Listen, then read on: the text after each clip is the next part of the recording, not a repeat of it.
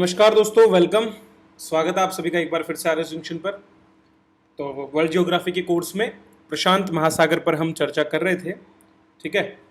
और प्रशांत महासागर को लगभग हमने कंप्लीट कर लिया है। थोड़ा सा दो टॉपिक्स इसके और बच गए हैं जो मुझे लगता है इंपॉर्टेंट है। वैसे तो और कुछ बचेगा तो मैं करवा दूंगा, बट अभी के लिए इन दो टॉपिक्स को और हम समझ लेते हैं, जिनमें से एक तो है आपका ग्रेट बैरियर रीफ के बारे में और दूसरा है आपके अल नीनो सदर्न ऑसिलेशन के बारे में। ये दोनों चीज़ें हम कवर अप कर लेते हैं।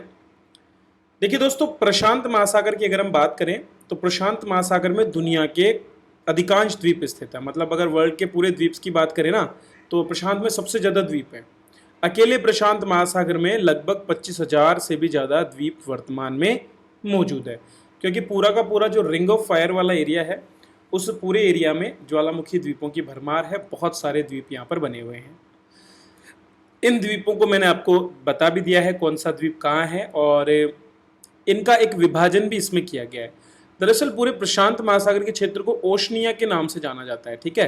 क्या कहा जाता है? ओशनिया। और अगर हम इस ओशनिया एरिया की बात करें तो इसको भी फिर हम द्वीपों के आधार पर तीन भागों में बांट देते हैं। एक को हम बोलते हैं माइक्रोनेशिया, दूसरे को हम बोलते हैं मेलानेशिया, और तीसरे को हम बोलते हैं पॉलिनेशिया। अब हम इसको डिफाइन कैसे करें कि माइक्रोनेशिया कौन सा है, मेलानेशिया कौन सा है और पॉलिनेशिया कौन सा है? तो ये काम तो हम मैप के थ्रू ही कर सकते हैं, ठीक है। आज की कक्षा में 3D मैप की ज़रूरत नहीं है, क्योंकि आज 3D मैप वाला पोर्शन नहीं है ज़्यादा। थोड़े फैक्ट्स हैं तो फैक्ट्स मैं आपको क्लियर कर रहा हूँ। तो माइक्रोनेशिया, मेलानेशिया और पॉलिनेशिया, इसमें आप देखिए कि जो द्वीप यहाँ पर, ये आपके इक्वेटर है। देखो यहाँ से, जस्ट अ मिनट, ये वाली जो लाइन है ना, ये आपकी इक्वेटर है। यहां से दिख रहा होगा आपको बिल्कुल क्लियरली, ठीक है। और ये जो लाइन आपको दिख रही है, ये है आपकी इंटरनेशनल जो डे लाइन है, उसको हम यहां पर देख रहे हैं, ठीक है।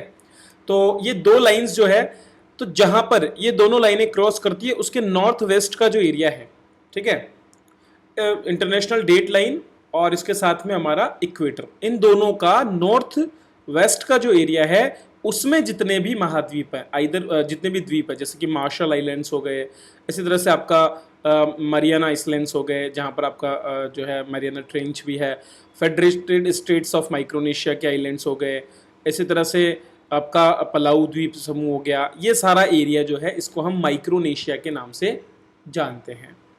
इसके बाद में आपके इंटरनेशनल डेट लाइन और इक्वेटर जहां क्रॉस करते हैं, वहां से साउथ वेस्ट वाला जो एरिया है, उस एरिया के अंदर जितने भी द्वीप हैं, उन सभी एरिया को हम मेलानेशिया के नाम से जानते हैं, ठीक है। अब यहाँ पर आप देख रहे होंगे कि ये एरिया अलग है। ये वाला जो एरिया है ना, इसको अलग कर दीजिए आप। इस एरिया को हम जानते हैं ऑस्ट्रेलेशिया के नाम से। क्या बोलते हैं इसको? ऑस्ट्रेलेशिया। लेकिन इसके पीछे न्यूजीलैंड के द्वीप हों, चाहे आपका न्यू कैलेडोनिया हो, वनाताऊ द्वीप हो, फिजी हो, टोंगा हो, ठीक है, और इसके अलावा आपका जो सोलोमन आइलैंड्स हो गया, आपका पापुआ न्यू गिनिया हो गया, ये सारे मेलानेशिया के अंतर्गत आते हैं। और तीसरा जो वर्गीकरण है, ठीक है, टोंगा नहीं होगा, ये लाइन यहाँ से ही डिवाइड हो जाती है, ठीक है। तीसरा जो है उसमें आता है आपका पॉलिनेशिया। पॉलिनेशिया में आपका हवाई से लेकर के, अब इसमें लाइन का कोई रोल नहीं है, ये केवल इंटरनेशनल डेट लाइन के राइट साइड वाला एरिया है। टोकालाऊ हो गया, समोआ द्वीप हो गए, अमेरिकन समोआ हो गया, कुक आइलैंड्स हो गए, इसी तरह से आपके फ्रेंच पॉलिनेशिया हो गया, ठीक है, ईस्टर आइलैंड्स हो गए। ये सारा एरिया पॉलिनेशिया के अंतर्गत सम्मिलित माना जाता है। तो कभी भी आपको इस तरह से पूछ लिया जाए कि माइक्रोनेशिया से तात्पर्य है, या पूछ लिया गया पॉलिनेशिया से तात्पर्य है, तो ये द्वीप समूह, क्योंकि देखिए पर्वत, मैदान, द्वीप, ये सारा आएंगे आपके भूभाग जितने भी नए सिलेबस में भी हैं। तो ये भूभाग वाला एरिया है, भले ही ये समुद्र में है लेकिन है तो लैंड एरिया। तो इनका आपको पता होना चाहिए कौन से एरिया को हम किस नाम से जानते हैं। जैसे कि मिडिल ईस्ट अगर हम बोलें तो किसको बोलते हैं? मिडिल ईस्ट एरिया, ठीक है। इस तरह से आपको पता होना चाहिए। ओके, तो ये तो हो गया आपका वर्गीकरण द्वीपों का। अब हम बात कर लेते हैं एक इंपॉर्टेंट फैक्ट जो कि आपको देखने को मिलता है, और वो है great barrier reef. Great barrier reef एक विशेष प्रकार की रीफ है जो कि आपके प्रशांत महासागर के दक्षिण पश्चिमी भाग में ऑस्ट्रेलिया के पूर्वी तट पर पाई जाती है। तो ये एक प्रकार की प्रवाल भित्ति संरचना है। क्या बोलते हैं हम इसको? Coral reef. तो कोरल्स यहाँ पर पाए जाते हैं। प्रवाल एक समुद्री जीव है जो कि बहुत ही सेंसिटिव जीव है, और ये प्रवाल जो है सहजीविता करते हैं एल्गीज के साथ में। बहुत से शैवाल हैं, उनके साथ में ये सहजीवन जीते हैं। ये उन शैवाल को स्थान देते हैं रहने के लिए, और बाद में वो शैवाल इन प्रवाल को भोजन देते हैं। तो ये जो समुद्र की सतह है, बेसाल्टिक जो आपकी चट्टानें हैं, वहाँ पर ये विकसित होते हैं।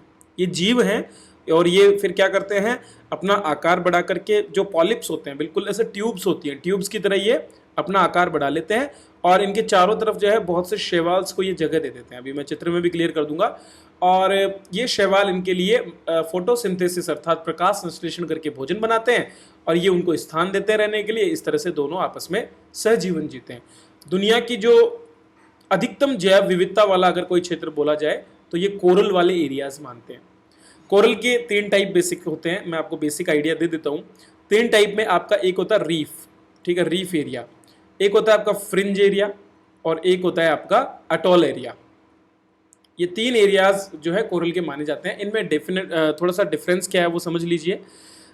ऑस्ट्रेलिया का जो तट है उससे आप ये वाला जो एरिया देखेंगे ना, ये वाला, इस एरिया में आपको जो है यहाँ पर बहुत सी एक उथली हुई सतह दिखती है, जहाँ पर रंग बिरंगे से बहुत से जीव देखने को मिलते हैं, बहुत से झुंड के झुंड देखने को मिलते हैं।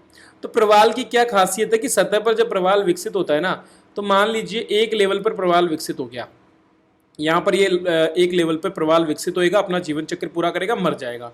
फिर क्या करेगी, दूसरी जो प्रवाल आएगी ना, वो इसके ऊपर ही विकसित हो जाएगी, ठीक है। इसी तरह से फिर तीसरी प्रवाल आएगी तो वो फिर से इसके ऊपर विकसित हो जाएगी। इस तरह से प्रवाल एक के ऊपर एक विकसित होते हुए धीरे धीरे ऐसी विभिन्न संरचनाएं बनाती हैं जो न केवल एल्गी को, ठीक है, बल्कि आपकी बहुत सारे जो अन्य मछलियां और छोटे छोटे जीव हैं उनको भी जगह देती है, ठीक है। तो ये जो प्रवाल है ये 3 तरीके से देखने को मिलती है।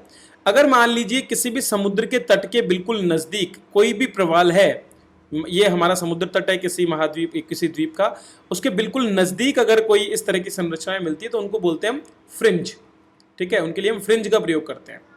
लेकिन अगर ये ही थोड़ा दूरी पर स्थित है, अगर बिल्कुल एक बीच में से पैसेज है, पूरा एरिया है, ठीक है, तो इसको हम रीफ बोलते हैं। रीफ क्यों बोलते हैं, क्योंकि प्रवाल अधिकतर पानी में लगभग 6 से लेकर के 12 मीटर तक की गहराई पर ही पाई जाती है, ठीक है। अब इतनी गहराई पर तो यहाँ से कोई बड़े बड़े जो जलयान या जलपोत है उनको तो निकाला नहीं जा सकता, तो एक बैरियर की तरह है। दूसरा क्या होता है कि ये प्रवाल समुद्र के जो बहुत से आपके टाइड्स आते हैं, ठीक है, बहुत से जो टाइड्स आते हैं उन टाइड्स को भी स्लो करता है, और स्लो करके एक बैरियर की तरह काम करता है। जैसे कि ग्रेट बैरियर रीफ क्या करता है, क्वींसलैंड जो है ऑस्ट्रेलिया में, इसका जो पूर्वी ये तट है, इस तट पर क्वींसलैंड का ये स्टेट है, उधर उस एरिया में ये एक बैरियर की तरह काम करता है और पानी की गति को धीमा भी करता है, ठीक है। तो इसीलिए इसको हम ग्रेट बैरियर रीफ कहते हैं। और दूसरी संरचना जो मैंने बताई वो फ्रिंज है, फ्रिंज थोड़ा नजदीक होती है तट के। और तीसरी संरचना होती है अटोल। अटोल का मतलब है कि पानी के भीतर अगर कोई द्वीप बाहर निकल गया, ठीक है, तो उस द्वीप के चारों तरफ अगर कोई राउंड सर्कल बना करके अगर प्रवाल का विकास हो उसकी सतह पर, तो उसको हम बोलते हैं एटॉल। एटॉल क्या होती है, चारों तरफ गोलाकार संरचना मिलती है। जैसे हमारे लक्षद्वीप जो है ना, वहां पर अटॉल्स हमको पाए जाते हैं। तो तटीय एरिया जो लंबी जो तट रेखाएं होती है उनके पास में आपको फ्रिंज और रीफ मिलते हैं, जबकि छोटे महाद्वीपों का जो उभरा हुआ भाग है उसकी चारों तरफ यदि कोई गोल संरचना बनती है तो उसके लिए हम एटॉल शब्द का प्रयोग करते हैं। बिल्कुल बेसिक ये चीज आप समझ लो रीफ्स के बारे में, ठीक है। तो ग्रेट बैरियर रीफ क्या है, ग्रेट बैरियर रीफ एक प्रवाल भित्ति संरचना है जो समुद्र की सतह के नीचे बेसाल्टिक लावा प्रवाह पर बनी हुई है। बेसाल्टिक लावा प्रवाह, अब लावा प्रवाह भी यहाँ पर एक और नया शब्द आपके लिए आ गया। लावा प्रवाह जो है, देखो मैग्मा और लावा, इनमें भी आपको अंतर पता होना चाहिए। मैग्मा किसको बोलते हैं, मैग्मा है आपके तरल द्रव जो कि भूमि के अंदर होता है, जो पिघली हुई चट्टानों का, उसको मैग्मा कहते हैं। और जब ये बाहर आ जाता है तो हम बोलते हैं इसको लावा, ठीक है। दोनों इंग्लिश के शब्द हैं, लेकिन एक बाहर आकर ठंडा होकर के जो बहता है वो लावा है, जबकि जो अंदर से निकलता है वो मैग्मा है। बस इसका बाहर निकलने के बाद नाम बदल जाता है। तो क्या होता है, ये मैग्मा भी 2 प्रकार का होता है, एक होता है बेसाल्टिक और एक होता है एसिडिटिक। तो बेसाल्टिक किसे कहते हैं, जिस लावा के अंदर आपके मेनली फेरस और मैग्नीशियम जैसे तत्वों की भरमार होती है, लेकिन सिलिकॉन नहीं होता है। सिलिकॉन एसिडिक प्रवृत्ति दिखाता है, तो इसको हम क्या बोलते हैं, इसको बेसाल्टिक लावा बोलते हैं। बेसाल्टिक लावा की खासियत ये होती है कि ये बहुत पतला होता है और निकलने के बाद में ये बहुत तेजी से फैलता है, मतलब 1 घंटे में लगभग 5 से 6 किलोमीटर की दूरी ये तय कर सकता है। तो इसकी वजह से ये समतल बहुत से लंबे क्षेत्र बनता है। जैसे पठार एरिया जो होता है ना, पठारी एरिया, ये ज़्यादातर बेसाल्टिक होते हैं। उसके पीछे रीजन यही होता है क्योंकि ये तरल लावा जो होता है, जो कि ज़्यादा गाढ़ा नहीं होता, वो इस तरह से फैलता है। जबकि एसिडिक लावा में सिलिकन की मात्रा ज़्यादा होती है। एसिडिक लावा बहुत गाढ़ा होता है और जैसे ही बाहर निकलता है तुरंत जम जाता है। इसी वजह से कई बार क्या होता है कि जो वेंट होता है ज्वालामुखी का, उस वेंट में ये अंदर ही जम जाता है और उसके बाद होते हैं फिर विस्फोट। तो विस्फोटक जो ज्वालामुखी होते हैं वो ज़्यादातर एसिडिक ज्वालामुखी हैं, ठीक है। और जो बिल्कुल एक कोन शेप में दिखते हैं हमको बड़े, ठीक है, लंबी चौड़ाई में, वो ज्वालामुखी क्या होते हैं, बेसाल्टिक ज्वालामुखी होते हैं। तो ये बेसाल्टिक लावा के प्रवाह से बनी हुई सतह के रूप में है क्या, आपकी great barrier reef. Great barrier reef दुनिया की सबसे बड़ी प्रवाल भित्ति है। 2900 से भी अधिक चट्टानें और 900 से ज्यादा द्वीप यहाँ पर हैं और 2300 किलोमीटर से भी ज्यादा क्षेत्र में ये फैले हुए हैं। ये जो रीफ है ये ऑस्ट्रेलिया के क्वींसलैंड के तट पर कोरल सागर में स्थित है और ग्रेट बैरियर रीफ को बाहरी अंतरिक्ष से भी देखा जा सकता है। तो अंतरिक्ष यात्री जो हमारे जाते हैं वो इन्हें आसानी से देख पाते हैं। जीवित जीवों द्वारा बनाई गई दुनिया की ये सबसे बड़ी एकल संरचना है जो एक दूसरे से जुड़ी हुई है। क्योंकि यहाँ पर बड़ी मात्रा में जैव विविधता पाई जाती है, 8 से 10% जैव विविधता विश्व की जो है हमें इन रीफ्स में मिलती है, जो कि दुनिया का मात्र 1 से 2% है, ठीक है। और विस्तृत विविधता का ये समर्थन करते हैं और 1981 में इसे विश्व विरासत स्थल भी घोषित किया गया। किसको, ग्रेट बैरियर रीफ को। तो ये दुनिया की सबसे बड़ी बैरियर रीफ भी है और इसके साथ साथ कोरल्स का सबसे बड़ा घर भी है। चलिए, तो आई होप आपको ग्रेट बैरियर रीफ क्लियर हो गया, ठीक है। मैंने लोकेशन भी आपको इसका बता दिया है। अब हम अगला टॉपिक पढ़ते हैं जो कि है अल नीनो दक्षिणी दोलन, एल नीनो सदर्न ऑसिलेशन। मौसम या जलवायविक परिस्थितियों को ये दर्शाता है, तो इसको थोड़ा सा आप समझ लीजिए। एल नीनो दक्षिणी दोलन क्या है, इसको हम बोलते हैं ENSO, El Nino southern oscillation. दरअसल आपका जो प्रशांत महासागर है उसमें अल नीनो दक्षिणी दोलन की एक घटना पाई जाती है जो कि उष्ण कटिबंधीय पूर्वी प्रशांत महासागर के ऊपर हवाओं और समुद्र की सतह के तापमान में एक अनियमित आवधिक भिन्नता है।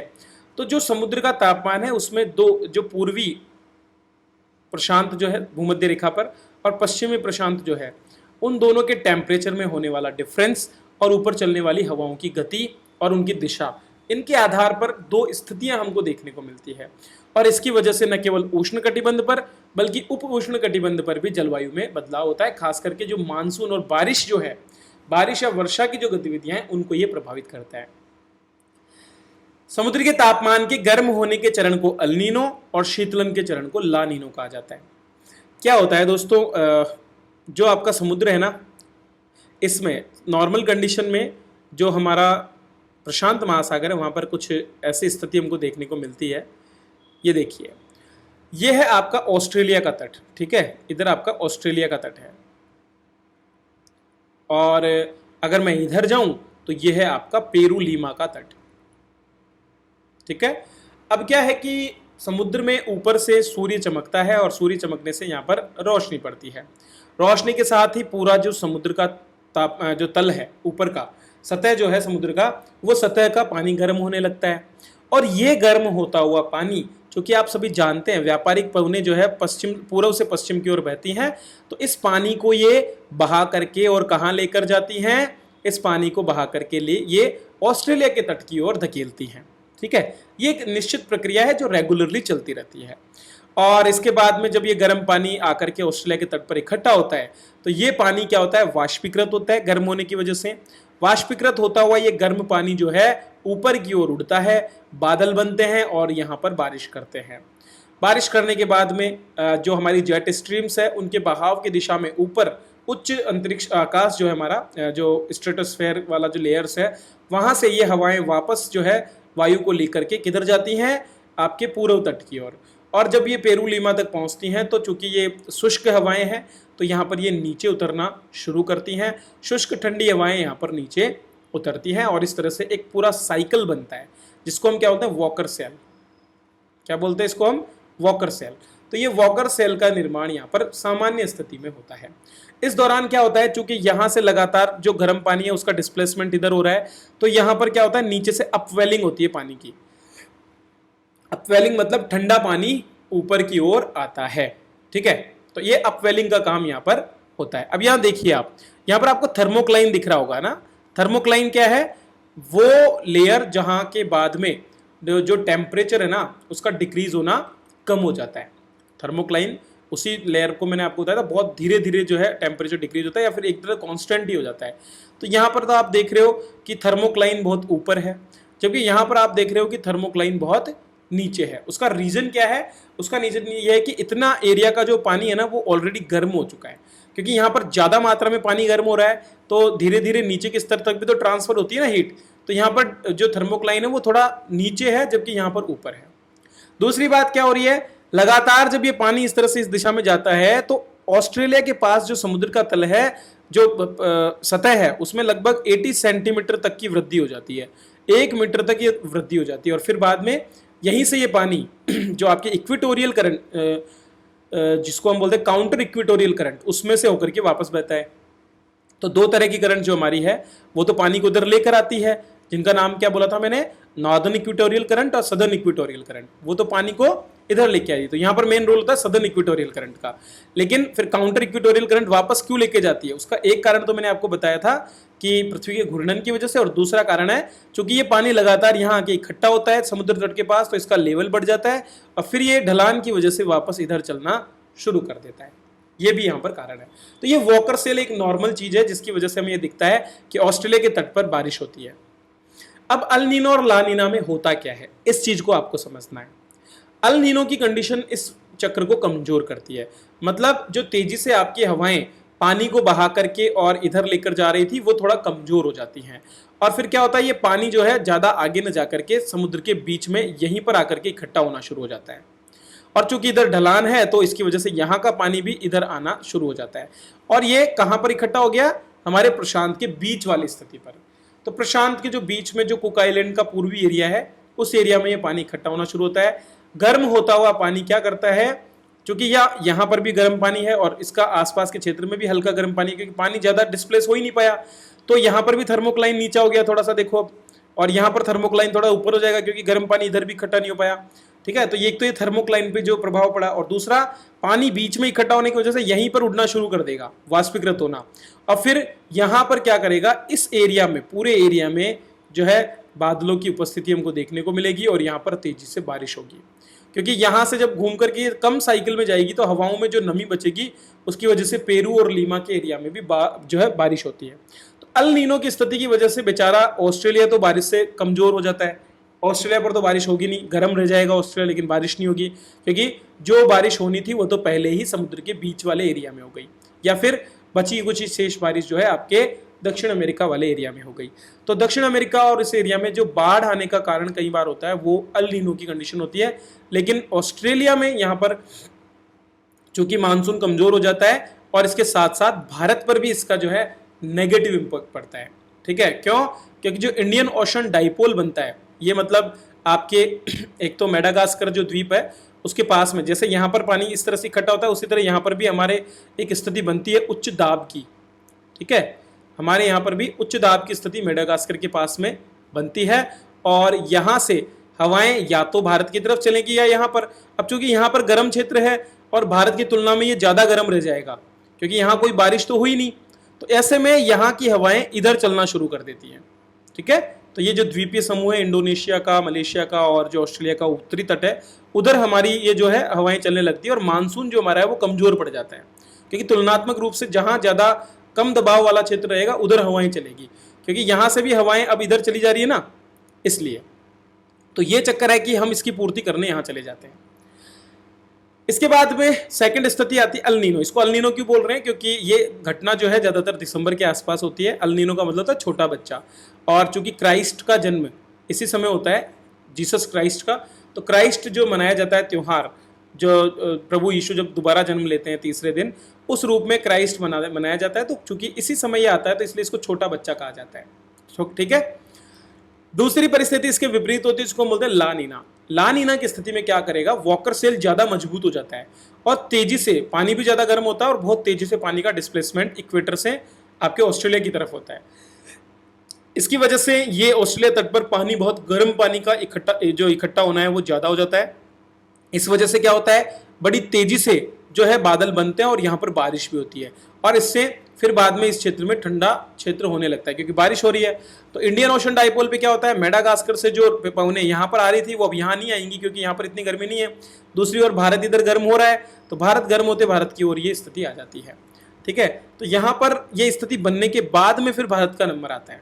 ऑस्ट्रेलियाई तट पर तो चूंकि दक्षिण में है तो वहां पर बारिश का मौसम दिसंबर के समय होता है। ठीक है, क्योंकि उस समय सदर्न जो आपका इक्वेटर का एरिया है वहां पर मकर रेखा पर जो है सूर्य तेजी से चमकता है।